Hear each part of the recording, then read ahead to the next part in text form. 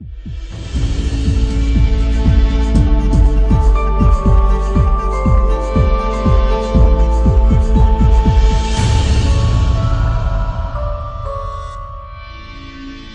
estamos dando seguimento à nossa série de mensagens, então abra comigo sua Bíblia no Evangelho de Marcos, no capítulo 14. Irmãos, eu estou com a garganta um pouco inflamada, então se eu tossir no meio da pregação, não ache que é o inimigo, tá bom? É apenas a minha garganta que precisa de remédio, tá joia? Nessa série chamada Caminhando no Vale, o nosso objetivo é mostrar como o cristianismo, a fé cristã, tem uma perspectiva profunda e poderosa sobre o sofrimento. As perguntas, as indagações, as dúvidas que todo ser humano tem quando passa por momentos de sofrimento, sejam ele qual for. Nós cremos que o cristianismo tem as respostas mais contundentes e que nos ajudam a viver nessa vida à luz do sofrimento que é inevitável para a humanidade. Nessa série nós vimos quais são as causas do sofrimento sob a perspectiva cristã. Sob a perspectiva cristã, nós não vivemos num mundo bom, maravilhoso, num mundo de glória, num mundo que é aquilo que ele sempre deveria ter sido, e que quando o sofrimento bate na nossa vida, então nós olhamos isso com injustiça. Não, a fé cristã afirma que nós vivemos num mundo que caiu do lugar onde ele estava, e que o sofrimento é uma realidade e inevitável para todo o ser humano. Não existe um ser humano sequer que já não esteja sofrendo com as consequências da rebeldia do ser humano contra Deus. Vivemos num mundo sofrido. Depois nós vimos os propósitos do sofrimento, mas nós afirmamos, como igreja de Jesus no mundo, que Deus é soberano, que Deus não abandonou o mundo, Deus continua governando a história. E vimos que Deus então vai usar o sofrimento para cumprir os seus propósitos eternos na vida daqueles que pertencem a Ele. Vimos isso na vida de Jó, estão lembrados? Depois nós vimos então o consolo no sofrimento. Por mais que o sofrimento vai ser real e que Deus vai nos fazer passar pelo sofrimento, nós vimos que a Bíblia nos mostra que há um lugar para buscarmos consolo em meio ao sofrimento. Vimos o dia em que Jesus se encontrou com um homem que tinha uma filha que estava para morrer, Jairo, lembra? E que no meio do caminho se deparou com uma outra mulher há 12 anos sofrendo com uma hemorragia. E ele então, de maneira muito graciosa, dá consolo para aquelas pessoas que estão sofrendo. Depois nós vimos também a santificação no sofrimento. Vimos que Deus irá usar do sofrimento de maneira didática para lapidar o nosso caráter, para estampar em nós a imagem de Jesus Cristo, o perfeito ser humano. Deus vai usar momentos de tribulação e dificuldade como um fogo ardente, lembra disso? Que refina, que purifica a nossa fé, o nosso caráter, a nossa vida. Também vimos a soberania de Deus no sofrimento, quando nós vimos a vida de José, estão lembrados? E como José conseguiu, diante da sua história sofrida, olhar para a soberania de Deus e conseguir lidar com um dos dramas mais difíceis para o ser humano, que é perdoar aqueles que lhe ofenderam, lidar com o seu passado, não cair em transgressão e pecado em meio ao sofrimento. Estão lembrados? Hoje, nós queremos ver com os irmãos o modelo no sofrimento. O cristianismo não apenas afirma a causa, o propósito, o consolo, a santificação e a soberania, mas a fé cristã também diz que há um modelo a ser seguido. Modelo é um padrão que nós possamos olhar e então seguir e imitar. E o texto dessa noite é o modelo no sofrimento. Vamos olhar como Jesus, Ele mesmo, o Deus que se fez homem, como Ele encarou o sofrimento e como a maneira como Ele encarou o sofrimento serve de um modelo para que nós também possamos imitá-lo em meio ao sofrimento. E da mesma maneira que Jesus foi fortalecido e conseguiu se manter firme em meio ao sofrimento, nós também possamos ser fortalecidos e nos manter firmes em meio ao sofrimento. Olhe comigo, Marcos, capítulo 14, verso 32 ao verso 42. Mas antes de lermos o texto, nós queríamos passar um vídeo, é um vídeo de 1 minuto e meio. A imagem está um pouco escura, porque a cena é escura. É a cena inicial do filme A Paixão de Cristo, de Mel Gibson. Quem viu o filme A Paixão de Cristo, de Mel Gibson? Ok. E Mel Gibson, como diretor do filme, ele começa o filme justamente tentando encenar o texto que nós vamos ler.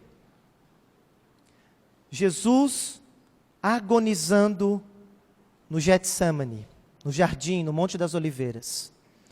Portanto, antes de ler o texto, eu queria que você prestasse atenção nessa cena de 1 minuto e meio, preparando o seu coração para que quando nós lemos o texto, você possa dar vazão à sua imaginação e tente imaginar o que Marcos quer que a gente pegue, ou que a gente consiga visualizar ao ler o texto. Então preste atenção comigo nesse vídeo e depois nós vamos ler juntos.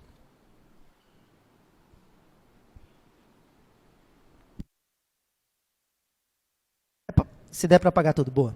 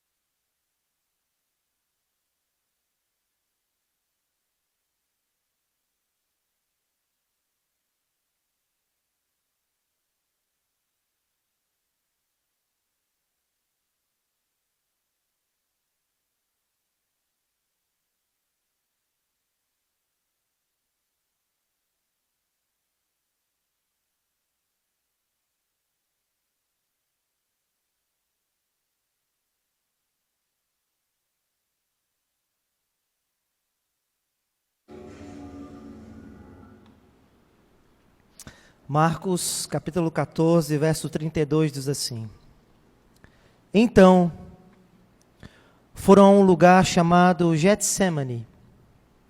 Ali chegados, disse Jesus a seus discípulos: Assentai-vos aqui enquanto eu vou ali orar.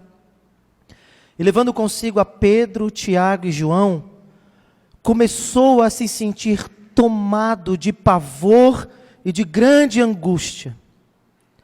E Jesus lhes disse: A minha alma está profundamente triste até a morte. Ficai aqui e vigiai comigo. E adiantando-se um pouco, prostrou-se com o rosto em terra e orava para que, se possível, lhe fosse poupada aquela hora. E dizia: Abba, Pai, tudo te é possível. Passa de mim este cálice, contudo não seja aquilo que eu quero, e sim o que tu queres.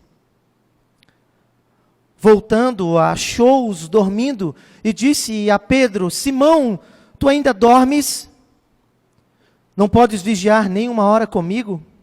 Vigiai e orai para que não entreis em tentação, pois o espírito na verdade está pronto, mas a carne é fraca. E retirando-se de novo, orou, repetindo as mesmas palavras. Mas voltando, achou-os outra vez dormindo, porque os seus olhos estavam pesados, e não sabiam o que lhe responder. E veio pela terceira vez e lhes disse: Ainda dormis e repousais? Basta, é suficiente. Chegou a hora. O Filho do Homem está sendo entregue nas mãos dos pecadores. Levantai-vos, vamos, eis que o traidor se aproxima. Vamos orar? Senhor Deus, este ato é sobrenatural. É um milagre termos a revelação do céu nas nossas mãos e na nossa língua. Essas palavras não são como qualquer palavras. E este livro não é como qualquer livro. Para entender a profundidade dessas palavras, é preciso ter poder espiritual. E esse poder nós não temos. Mas tu tens. E nós juntos nessa noite te pedimos, Espírito do Senhor, vem sobre nós de maneira poderosa. Abre o nosso entendimento, mas principalmente, fala ao fundo da nossa alma, a fim de que a gente contemple por meio dessas palavras a maravilha da pessoa bendita de Jesus, o Senhor da nossa vida. Te pedimos no nome dele. Amém. Esse é um daqueles grandes textos famosos. E apesar de que Mel Gibson encenou nesse filme, mas geralmente quando chega o período da Páscoa, a Rede Globo de televisão, a Record e outras emissoras passam filmes sobre Jesus, e essa cena realmente é verdadeiramente retratada. E nós já vimos essa cena tantas vezes, e talvez já lemos esse texto tantas vezes, que nós perdemos de vista a profundidade do que está acontecendo aqui. Eu quis passar o vídeo porque eu acredito que Mel Gibson conseguiu um pouco relatar o drama, a angústia e a tormenta que este homem chamado Jesus, esse hebreu, que se dizia ser o Deus do céu encarnado, experimentou.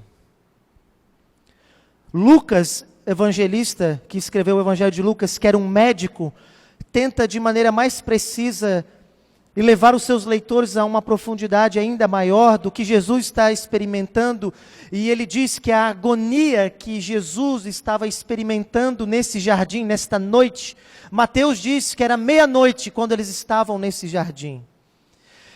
E Lucas diz que as trevas que encobriam Jesus eram tão densas, tão palpáveis. E o que Cristo Jesus estava experimentando no seu corpo é aquilo que os médicos chamam de doenças psicossomáticas. A alma, a mente, a psique está sofrendo com tamanho abalo que o corpo passa a manifestar esses sinais. E Lucas diz que Jesus experimentou um fenômeno curioso. A sua alma está tão angustiada, tão atormentada, que os poros da pele se abrem, e a camada da pele fica tão fina que não mais consegue barrar a corrente sanguínea, e então aquele homem passa a suar sangue. Tamanho horror, pavor, angústia e agonia que Jesus, chamado o Cristo, estava experimentando naquela noite.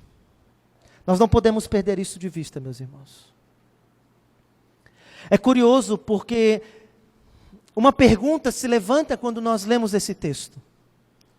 Porque simplesmente Jesus não poderia ser preso ao final da celebração da Páscoa? Porque o próprio Deus, o Pai, impediu que Judas entregasse Jesus antes do jardim? Você já parou para pensar nisso? Na verdade, o que Jesus está fazendo naquele jardim é se preparando e fortalecendo o seu interior para suportar o sofrimento que estava por vir. Diante disso, a questão é se o Filho de Deus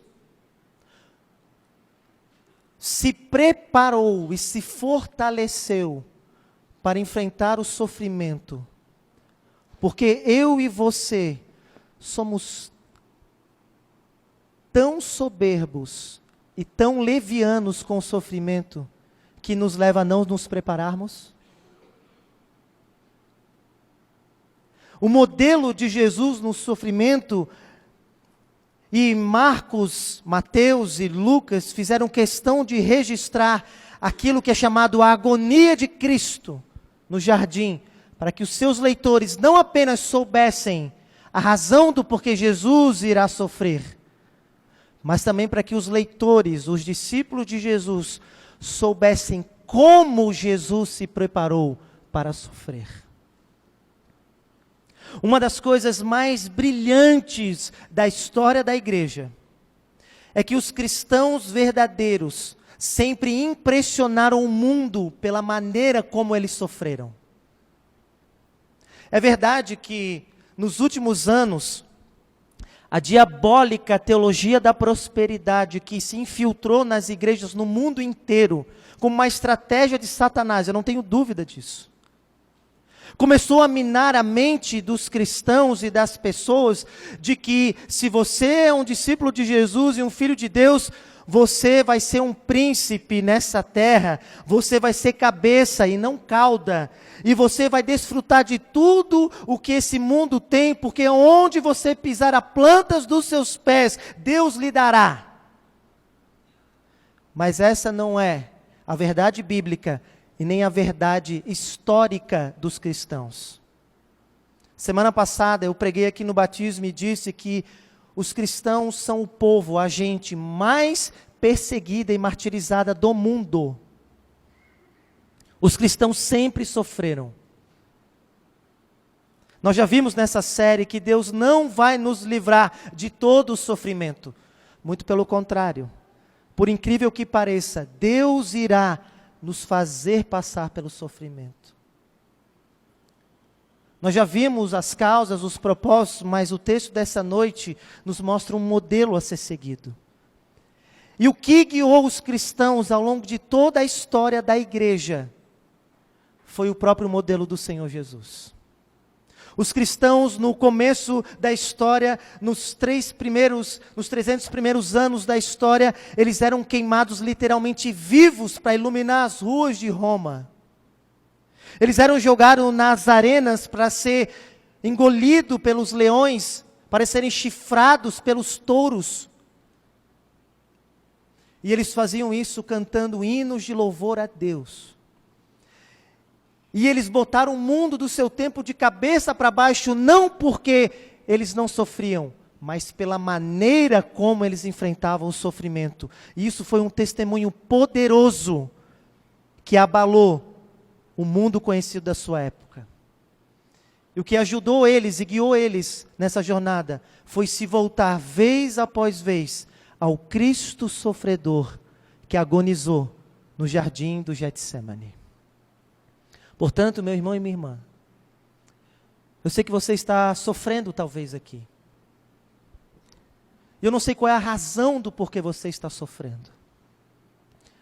Eu não sei se o que você está sofrendo talvez é responsabilidade sua ou não, responsabilidade de outro ou não, ou simplesmente você não entende por que você está sofrendo, mas se você está sofrendo, o que nessa noite Marcos quer chamar você precisa se preparar e se fortalecer para enfrentar esse sofrimento. Não seja leviano, mas olhe para o modelo de Jesus e encontre toda a força para você enfrentar o que Deus está fazendo você enfrentar. Portanto, eu quero tirar desse texto 3 maneiras pelas quais Jesus se fortaleceu para enfrentar o sofrimento que ele tinha pela frente. A primeira, volta os olhos comigo no verso 32, Jesus se fortaleceu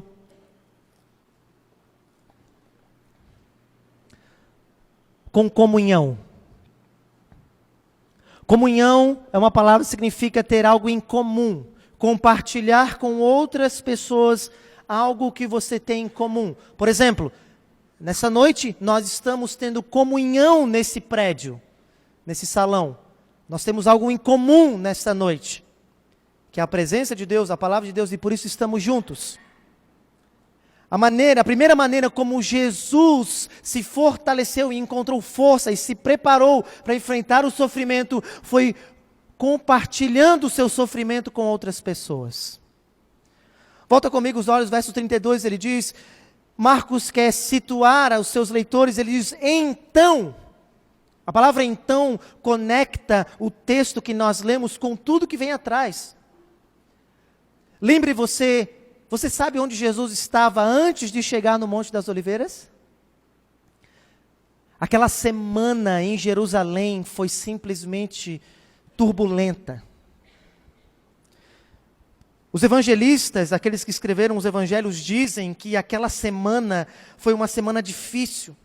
Jesus teve discussões e embates difíceis com os principais líderes da nação de Israel. Eles estavam cooptando, grupos estavam cooptando para encontrar uma oportunidade para prender Jesus e matá-lo. Jesus mesmo já teve que fugir em algumas oportunidades porque os judeus já tinham tentado apedrejá-lo. E ele teve que fugir, foi uma semana tensa, turbulenta. Naquela mesma noite, quando o sol estava se pondo, eles se reuniram num cenáculo, que é como se fosse um sótão de uma casa, e ali eles celebraram a Páscoa. Mas não perca o detalhe, aquela celebração foi tensa.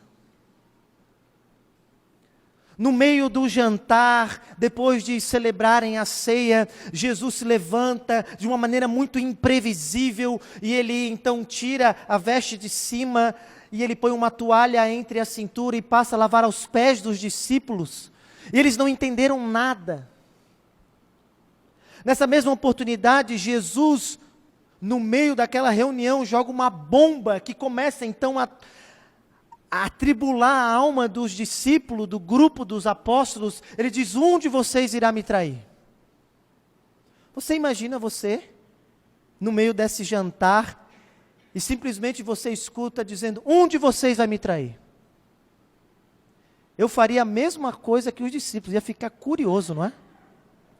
E diz o texto que eles começam a se perguntar, quem foi? É você? Não, não é eu não, é você. Não, começam a se acusar. Lucas relata de maneira espiritual que Satanás está no meio daquela reunião e se apodera de Judas para incitá-lo a trair.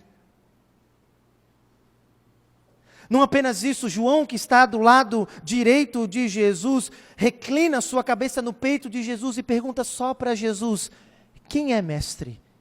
De quem tu estás falando? E Jesus diz só para ele, é aquele em quem eu pegar um pedaço de pão, molhar e lhe der. Pedro, que está na ponta da mesa, de maneira muito curiosa, vira para João e diz, pergunta quem é. Curioso, sem vergonha, fofoqueiro. E então, só João viu isso. Jesus molha o bocado e dá para Judas. E vira para Judas, olha nos seus olhos e diz, vai e faça o que tu tens que fazer. De uma maneira muito misteriosa, que a gente não tem que explicar como, mas a sua própria vontade fez ele se levantar e entregar o Filho do Homem. Satanás inclina ele a se levantar e entregar o Filho do Homem, mas o próprio Deus soberanamente também está levando Judas a traí-lo. Eu não sei explicar mais do que isso. Os discípulos não entendem, porque acham que como Judas era o tesoureiro do grupo, ficava com o dinheiro, que ele tinha ido comprar mais comida. Mas mal sabiam que ele estava indo trair Jesus e entregá-lo aos judeus por míseras moedas de prata. Jesus então começa a falar da sua partida. Você já teve que se despedir de alguém? Eu lembro da minha despedida de Florianópolis para Foz do Iguaçu. A alma dos discípulos começa a ficar pesada. Que papo é esse que você vai embora? Que papo é esse que para onde você vai nós não podemos ir? O que você está falando? Que papo é esse que o pastor será ferido e as ovelhas se dispersarão? Que papo é esse? Então Pedro, de maneira muito corajosa e ousada, como alguns de nós somos, impulsivo, diz: ah, Jesus, é porque você não me conhece bem ainda. Nós estamos caminhando só 3 anos, né? Você vai me conhecer bem ainda.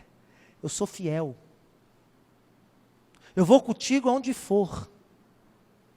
E se todos os membros da igreja te abandonarem, pastor, eu jamais. Eu vou ficar contigo até a morte, darei minha vida se for preciso.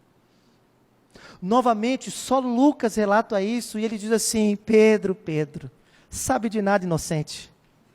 Jesus não falou isso, tá? Ele diz: não sabe de nada. Jesus rememora o texto de Jó. Ele diz assim: Satanás pediu a tua alma nessa noite para te peneirar como um trigo. Mas tu não é tão forte quanto Jó, não. Porque eu tive que interceder por ti. E pedir: não deixa, Deus, não deixa, Pai, Satanás tocar em Pedro, porque ele não é tão firme quanto Jó. E Jesus olhou bem nos olhos deles e disse: e tu, Pedro, quando te converteres, fortalece os teus irmãos. Você entende o drama que estão vivendo?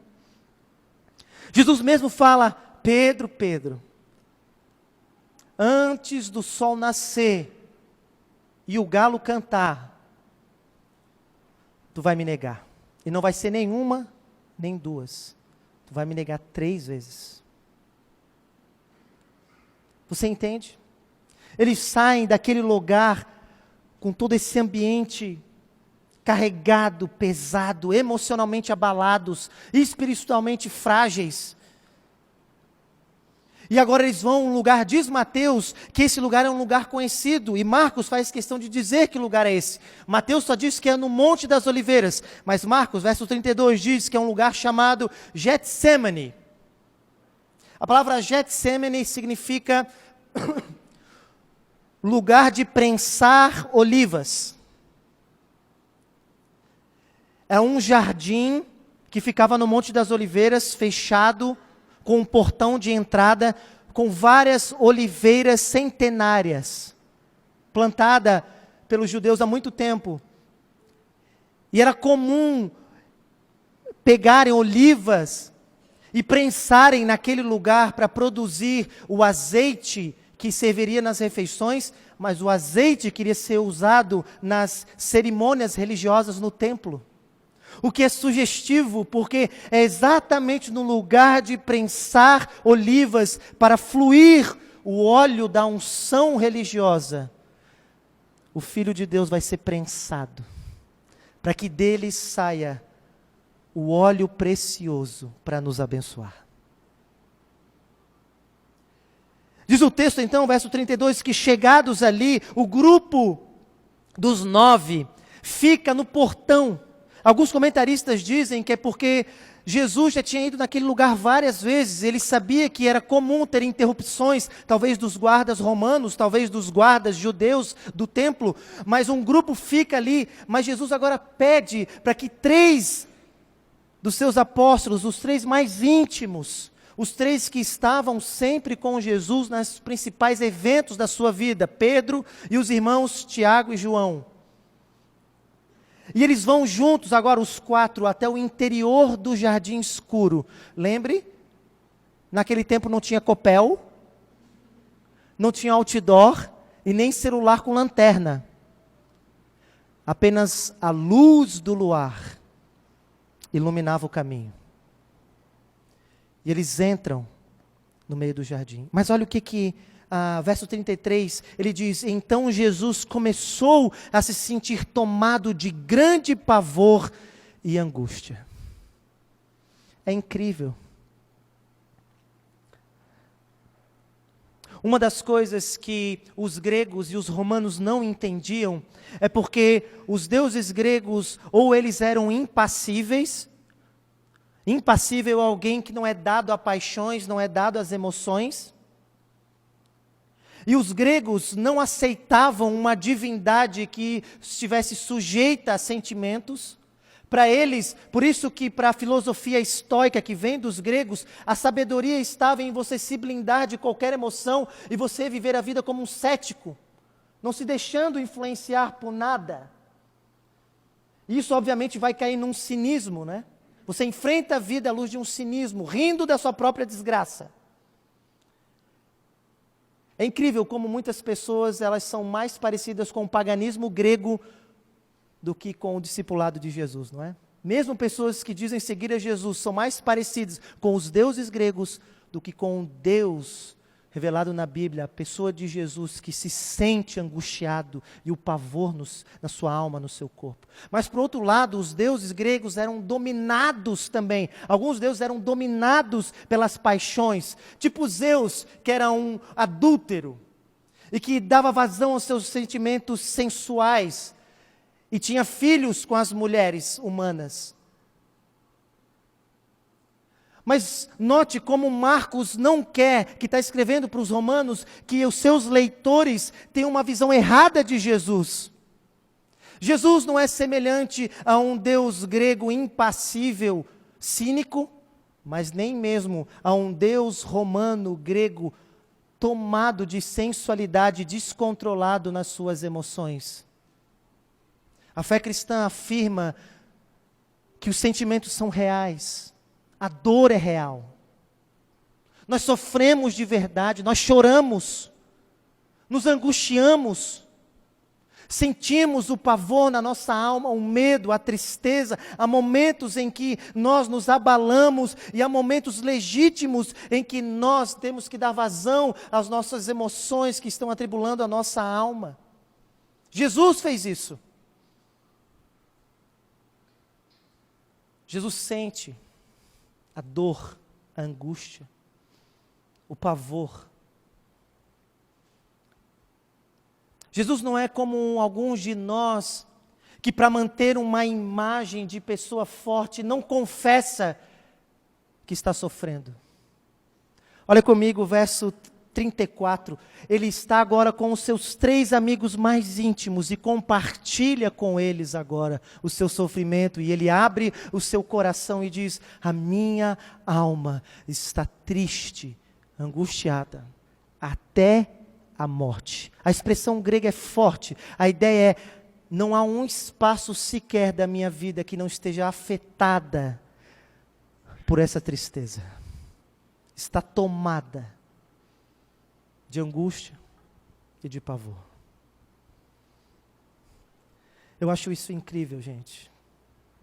E eu acho isso incrível porque isso me remete a ver como nós somos bobos. E como nós somos vaidosos e orgulhosos. E temos dificuldade de mostrar que estamos sofrendo. Preferimos pecar contra Deus.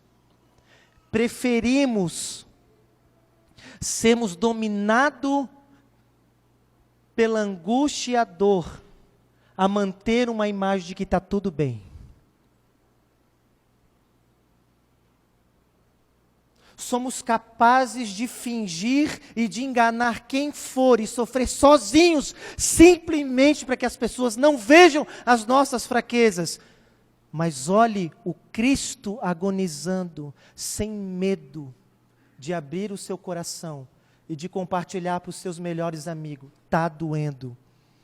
Eu preciso que vocês estejam comigo. Jesus nos ensina que a maneira de nos fortalecermos, meus irmãos, em meio ao sofrimento, é não blindarmos a nossa alma com soberba, com cinismo, com vaidades. E que se lasque que as pessoas vão ver as nossas fraquezas. E daí que as pessoas vão ver as nossas fraquezas. A verdade é que o sofrimento está tomando ondas maiores e está nos aguilhotando de maneira mais aguda por causa do nosso orgulho de não querer compartilhar com as pessoas e de abrir o nosso coração. Quanto mais você se fechar e se blindar, mais o sofrimento vai ser dolorido. Mas quanto mais você se abrir, confessar e compartilhar do seu sofrimento, mais você se fortalecerá e encontrará alívio para a sua alma. Por isso, não seja um pagão romano, seja um crente cristão que segue a Jesus e que quando passa pelo sofrimento, imita Jesus, compartilhando com os seus amigos, abrindo o seu coração, sem medo do que eles vão pensar, sem medo do que as pessoas vão pensar, e dizer: está doendo, eu preciso que você fique comigo e me ajude. Salomão, há muito tempo atrás, já tinha dito isso. Salomão, Provérbios 17, verso 17, diz uma coisa maravilhosa. Ele diz: em todo tempo ama o amigo. O amigo é aquele que está em todas as circunstâncias. É para fazer festa, churrasco? Estou lá, vamos embora. É para ir comigo lá pagar uma conta? Estou dentro, vamos lá. É para compartilhar um estudo? Está aí, estou junto. Mas diz Salomão: em todo tempo ama um amigo, mas é na angústia que se faz um irmão. É nos momentos de angústia que uma pessoa que é sua parceira se torna alguém íntima, se torna alguém da sua própria família. Bem-aventurado é o homem ou a mulher sofrida que tenha pessoas que possa compartilhar. É ou não é verdade, meus irmãos? Ainda Provérbios, capítulo 27, verso 9, Salomão ainda usando essa ideia de amizade, ele diz assim: o óleo e o perfume alegram o coração. Talvez na nossa cultura poderia dizer assim: uma picanha e um churrasco alegram o coração, não é? Mas ele diz assim: mas o conselho de um amigo verdadeiro igualmente traz alegria.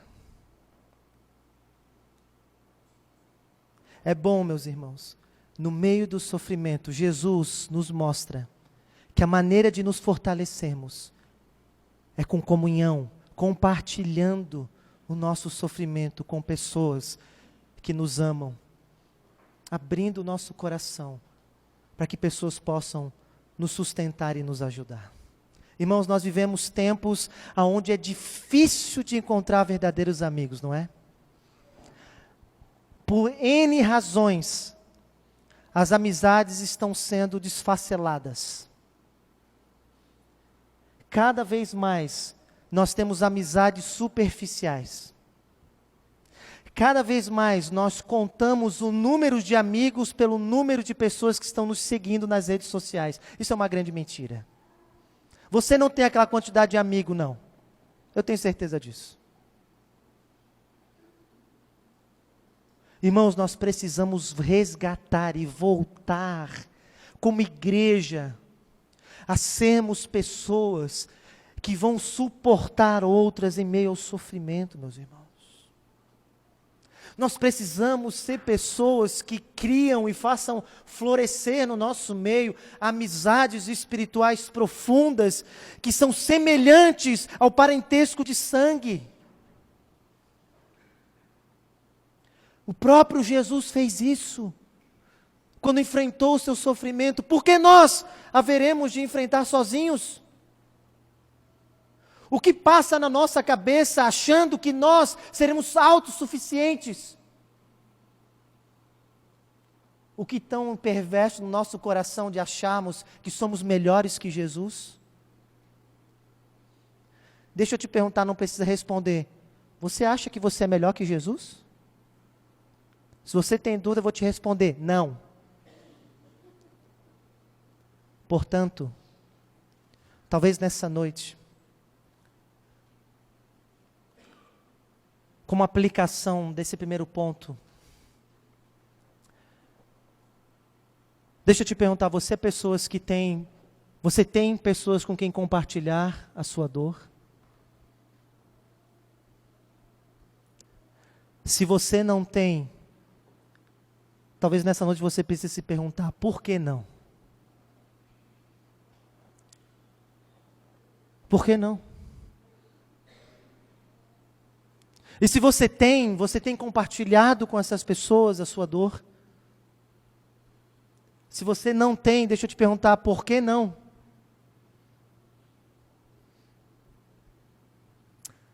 Talvez o que você e eu precisamos fazer nessa noite é confessar a nossa soberba, a nossa vaidade, a nossa dificuldade de mostrar para os outros as nossas fraquezas. Talvez uma segunda aplicação é, meus irmãos, se você sabe de alguém que está sofrendo, que tal você ser uma resposta de oração na vida dessa pessoa? C.S. Lewis, no seu livro Quatro Amores, diz: Deus se faz presente por meio da amizade. Escute de novo, Deus se faz presente por meio da amizade. Eu lembro, à madrugada, 4 horas da manhã, que eu recebi o telefonema que a minha mãe tinha falecido. Eu lembro de acordar, chorar com a minha esposa, orarmos juntos e ligar para os meus amigos. Quando eu cheguei no hospital, eles já estavam lá. E como foi importante, meus irmãos, o abraço deles, a determinação deles, a intencionalidade deles. E eles ficaram comigo 4 horas da manhã até às 6 horas da tarde, quando o caixão foi colocado embaixo da terra. Bem-aventurado é o homem, é a mulher, que tem amigos verdadeiros para compartilhar do seu sofrimento, porque Deus irá se fazer presente na vida dele, por meio das amizades. Que tal você ser uma manifestação da presença de Deus na vida de alguém? Talvez você saiba de pessoas que estão sofrendo. E pare com esse negócio de, vou mandar uma mensagem no WhatsApp. O WhatsApp nos engana. Mande mensagem, mas seja uma manifestação de Deus na vida de pessoas que estão sofrendo. Mas Jesus vai dar um segundo exemplo.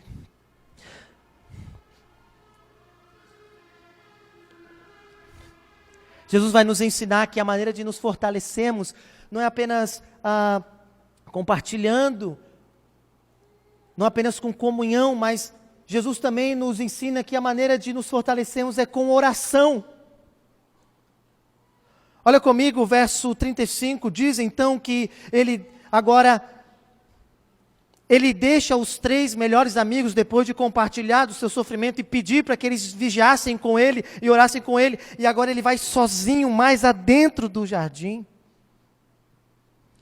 E ele então agora se prostra com o rosto em terra, verso 25, e começou a orar. Marcos não diz, mas Lucas diz que quanto mais a agonia aumentava, mais intensamente ele orava. Muitos de nós é o contrário, né? Quanto mais agonia, mais nós nos afastamos da oração, né? Mais desanimamos, não é? Mas Jesus é o contrário, quanto mais ele sofre, quanto mais ele experimenta a dor, mais intensamente ele ora. Para Jesus, o sofrimento não é uma barreira para a oração. Para Jesus, o sofrimento é uma potencialização para a oração. É um propulsor que impele ele a rasgar o seu coração, a sua alma, e buscar auxílio do alto. Ele ora de maneira humilde, ele se prostra. A ideia aqui é se lançar ao chão. Literalmente se joga ao chão. Mel Gibson tentou, na última cena ali, mostrar, ele se joga ao chão, bota o seu rosto na terra. Ele também ora de maneira confiante. Verso 36, ele chama e clama a Deus, dizendo, Pai, Abba. Ele não deixa com que os seus pensamentos façam ele duvidar do que Deus sente por ele. Ele não permite que brechas de setas do inimigo, de pensamentos equivocados e errados acerca de quem ele é e de quem Deus é para ele, penetre na sua alma. Ele blinda a sua alma com as verdades eternas de quem ele é e quem Deus é. mas ele também é persistente. Diz o texto que por 3 vezes ele ora. A gente lê corrido, né? Marcos apenas relatou uma frase da oração, nós não sabemos de fato quais foram todas as palavras de Jesus, nós sabemos apenas uma frase. Mas não se engane, Jesus não ficou ali apenas assim, pois é, Deus, vai ser difícil, eu faria diferente, mas seja feita a tua vontade. Vamos embora, gente? Para onde nós vamos mesmo? Jesus está orando intensamente. Ele ora, ele chora, ele ora, ele clama, nós não sabemos muito bem, mas ele está nessa luta com Deus, ele está clamando a Deus, está ali alimentando a sua alma, se fortalecendo por meio da oração, blindando os seus pensamentos, conectando-se com Deus. Ele volta, vê os discípulos dormindo, e ele volta para o interior e ora mais uma vez, ele chora, ele clama. Ele diz uma coisa curiosa. Olha comigo no verso 38, ele diz assim, vigiai e orai.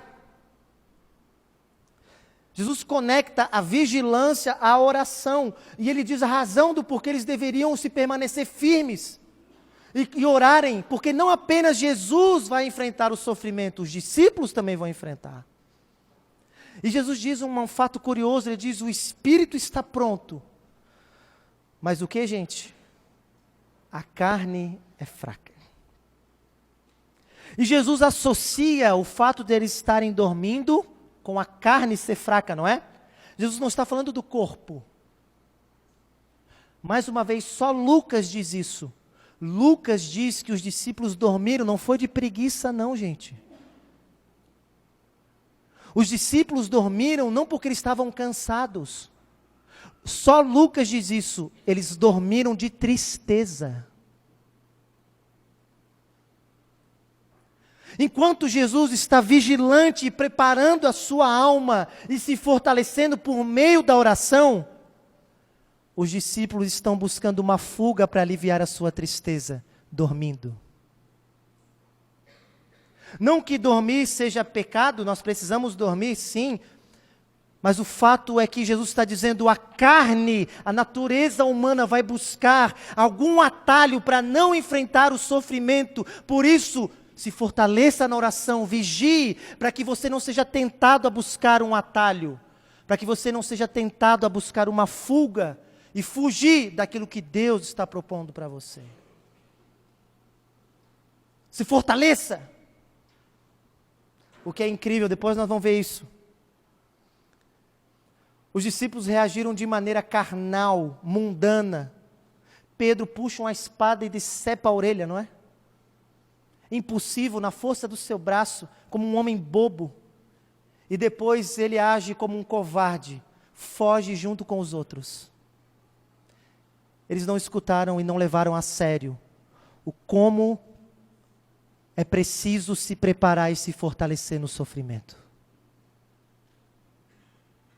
O como é preciso vigiar e fortalecer a sua alma com oração, para que você não seja tentado a buscar um escape e uma fuga, quando o sofrimento vir.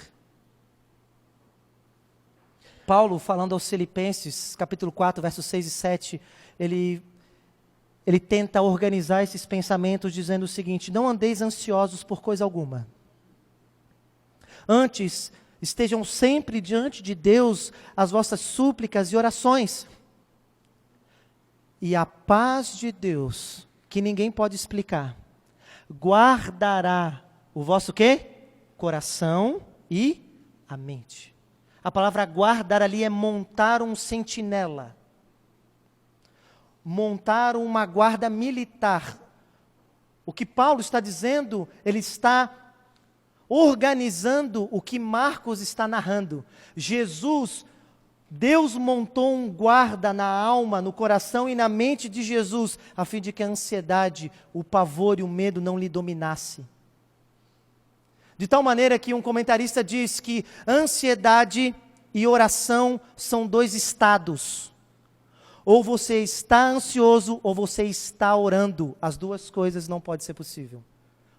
Porque a ansiedade vai afastar você da oração, ou a oração vai afastar a ansiedade de você. Jesus se preparou, se fortaleceu com oração. E ele estava pronto quando o sofrimento veio. Os discípulos buscaram uma fuga. Fugiram. E por isso caíram. Edward Bounds, um homem que falou muito sobre oração, ele disse assim: a oração é o oxigênio da alma. Eu gosto disso. A oração é o que vai te dar oxigênio, vai oxigenar a sua alma, para que você possa respirar e viver. De tal maneira que se nós nos sentimos estrangulados e sentimos que a nossa alma está fadigada, é porque não estamos orando. Spurgeon, de maneira muito perspicaz, ele diz: a ansiedade não tem o poder de resolver os problemas de amanhã. A ansiedade apenas rouba nossas forças para encarar as dificuldades do hoje. A ansiedade não vai resolver problema nenhum amanhã, ela apenas vai roubar nossa força agora.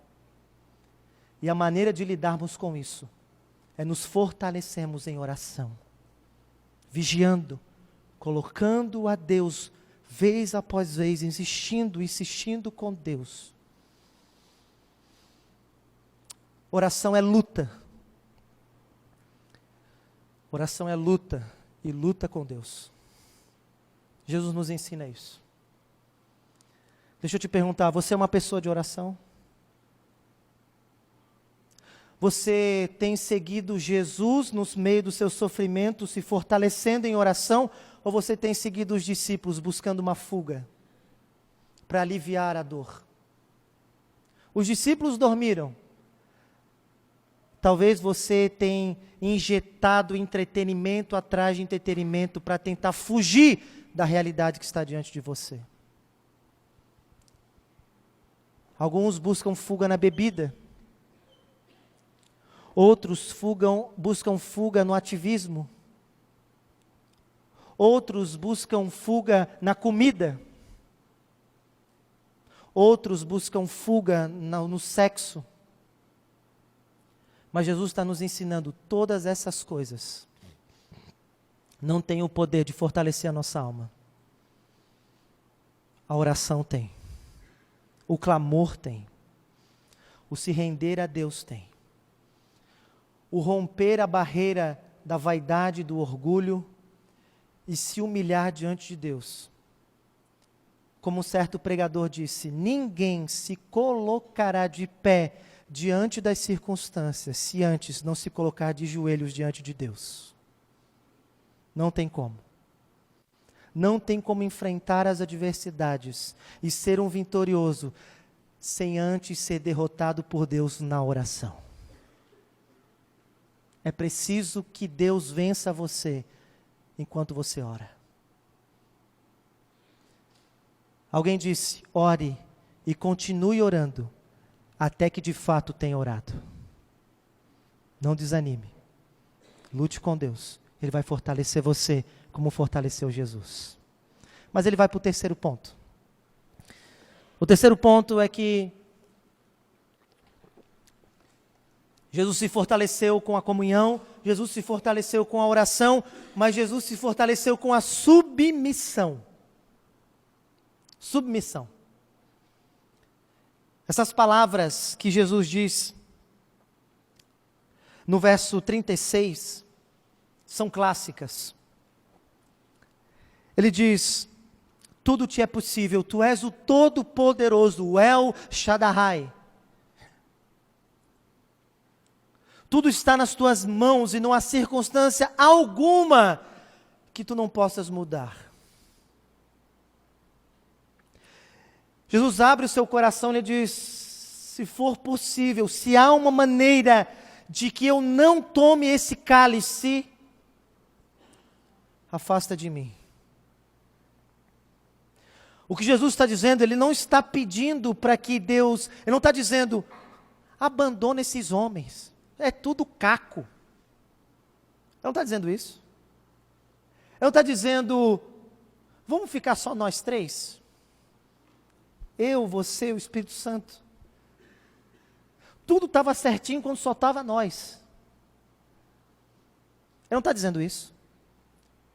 Jesus não está pedindo um resultado diferente.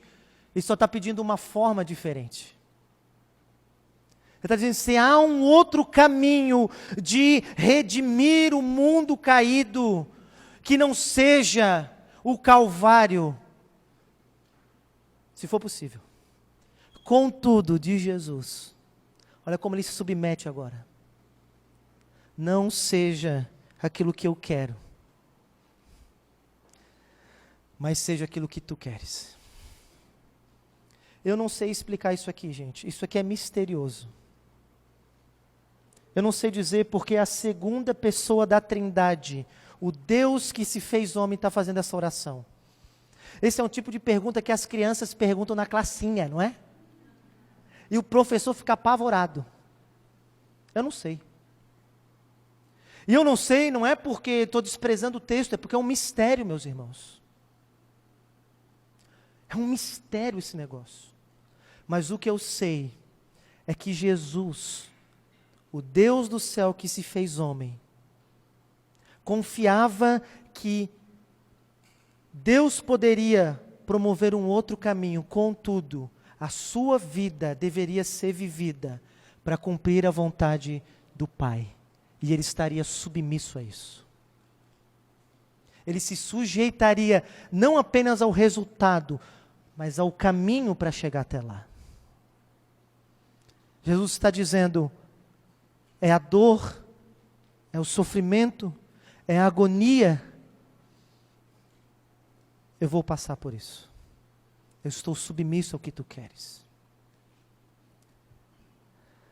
Você está submetido à situação desconfortável que você está vivendo?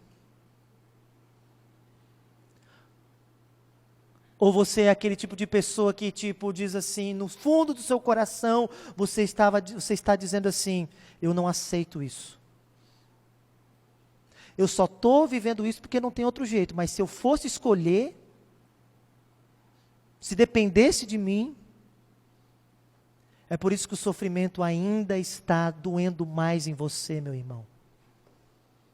Mas quando você se render e exercitar a sua fé, e se submeter ao caminho que Deus está fazendo você passar, você vai se fortalecer. E não apenas você vai glorificar a Deus, mas você vai encontrar alívio, consolo e encorajamento para passar por isso. O autor de Hebreus, de maneira muito maravilhosa, olha para a cruz e ele diz assim, Hebreus, capítulo 12, você que está anotando aí, verso 2, diz assim, cristãos que estão sofrendo, permaneçam firmes, olhando firmemente para Jesus, o autor e consumador da nossa fé, o qual, por causa da alegria que lhe estava proposta, suportou a cruz. Meus irmãos, você acha que Jesus é um tipo masoquista que gosta de sofrer? Você acha que os cristãos são tipo masoquistas que gostam de sofrer? É sofrimento, é comigo mesmo, estou aí, vamos lá. Sabe por que a gente consegue, sabe por que Jesus conseguiu e como nós vamos conseguir se submeter a Deus e obedecer a Deus no sofrimento? Por causa da alegria que nos está proposta, meus irmãos. Jesus, Ele confiou que o sofrimento não era a última palavra. E que a cruz não era o seu destino final. Ele olhou para além do sofrimento e viu a alegria que ele estava proposta da sua ressurreição, da sua ascensão e da glória que Deus haveria de dar. E ele encontrou então força para submeter ao caminho que Deus estava fazendo ele passar.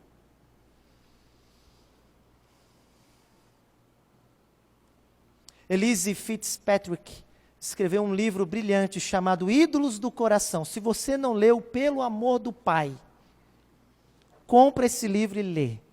Eu não empresto, tá bom? Até porque não empresto, tá bom? E Elise, no capítulo 5, chamado O Melhor da Vida, ela diz o seguinte: nós sempre escolhemos aquilo que achamos melhor. Sempre. Sempre escolhemos aquilo que achamos melhor. E ela então define: obediência é acreditar que a vontade de Deus é melhor do que a nossa. E ela termina dizendo: de tal fato que desobediência, insubmissão, no fundo, é um ato de incredulidade. Porque nós estamos olhando para a vontade de Deus, estamos olhando para a nossa vontade e nós estamos dizendo: eu não acredito que a vontade de Deus é melhor. Eu não acredito que no final disso eu vou ser vencedor e vou receber a alegria. Eu não acredito que Deus está fazendo eu passar por isso. Eu não acredito que isso é o melhor para mim. Eu acredito que a minha vontade é melhor. E por isso nós somos desobedientes. Brilhante. Brilhante. Jesus conseguiu se submeter ao meio sofrimento, porque ele acreditou, ele pôs a sua fé de que o caminho de Deus era melhor. E por causa do prazer e da alegria que ele estava proposta, ele suportou a cruz. Meu irmão e minha irmã, você é alguém que está submetido a Deus hoje? Ou você está tentando fazer as coisas do seu jeito? Você tem certeza que você está obedecendo à vontade de Deus na sua vida ao passar por esse sofrimento? Se não, que tal você se arrepender e se submeter a Deus hoje? Se não, que tal você ajustar as coisas que estão erradas na sua vida, que você tem feito para aliviar o sofrimento, e você se submeter a Deus? Que tal, se você não sabe se você está fazendo a vontade de Deus ou não, você pedir ajuda? Jesus se fortaleceu com comunhão, se fortaleceu com oração e se fortaleceu com submissão. Deixa eu terminar. Volta os olhos comigo no verso 41.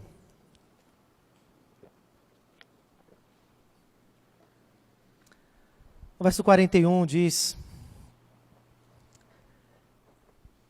que pela terceira vez Jesus viu eles dormindo. E ele fala algo curioso, ele diz: basta. E talvez você pense que Jesus está irritado, né, com os discípulos. Ele não está falando tipo: basta, não aguento mais vocês aqui do meu lado. Ele está dizendo: é suficiente, eu estou pronto. Levantai-vos. Vamos, porque o traidor se aproxima. Você consegue ver essa cena? Aquele homem que começa o texto angustiado profundamente até a morte, agora se levanta e vai encarar de frente o maior do sofrimento que um ser humano possa experimentar. Eu acho isso fantástico. Eu acho isso maravilhoso, meus irmãos. Porque nós, por muito pouco, pessoas que passaram por sofrimentos, tiraram sua própria vida, não aguentaram a pressão. Nós, por muito pouco, não conseguiríamos encarar. Quantas vezes nós já fugimos? Ficamos paralisados. Algum de nós não conseguiu sair do banheiro. Mas Jesus se levanta. E agora ele vai encarar de frente. E daqui em diante, Marcos, Lucas e João e Mateus se unem para dizer o seguinte: Não é os romanos e os judeus que estão levando Jesus para a cruz. Ele está conduzindo o plano de Deus para o seu cumprimento final. Ele está pronto, firme, encarando de frente. Só Jesus pode ser o nosso representante, meus irmãos. Mais ninguém poderia enfrentar isso. Um grande teólogo chamado Davi Williams, na classe O Evangelho segundo Jesus, disse que no fundo Jesus deixar com que os discípulos se dispersassem era ainda uma atitude de graça, porque eles não tinham condições emocionais, físicas e espirituais para aguentar o martírio do Calvário. Jesus ainda no fundo estava protegendo eles, mas Ele está pronto. Meu irmão e minha irmã, nós temos a verdade da Escritura. Jesus já absorveu toda a maldade do mundo e as nossas quedas e os nossos pecados na cruz. De tal maneira que nós temos a garantia que o fogo do sofrimento de Deus pode até chamuscar a nossa volta, mas o que Ele vai fazer é lapidar a nossa vida. Portanto, não tenha medo. Não se desespere. Deus poderá fortalecer você da mesma maneira que fortaleceu Jesus. E ainda que você caia e tropece, saiba que Jesus teve 2 das suas orações não respondidas, para que nós pudéssemos ter as nossas orações respondidas. Jesus experimentou o abandono de Deus, para que nós pudéssemos experimentar a sua presença, ainda que somos vacilantes, ainda que somos fracos. Na verdade, o último detalhe do texto, sabe qual é? Esse lugar aqui é chamado de jardim. Você lembra aonde foi que o primeiro homem foi tentado? No jardim das delícias, Adão fraquejou e levou a humanidade inteira à maldição do sofrimento. No jardim da agonia da prensa de olivas, o segundo Adão se manteve firme para salvar todos aqueles que creem nele. Confie em Jesus, creia nele, seja um discípulo de Jesus e imite a Jesus no seu sofrimento. E Deus cuidará de você. E Deus cuidará de você.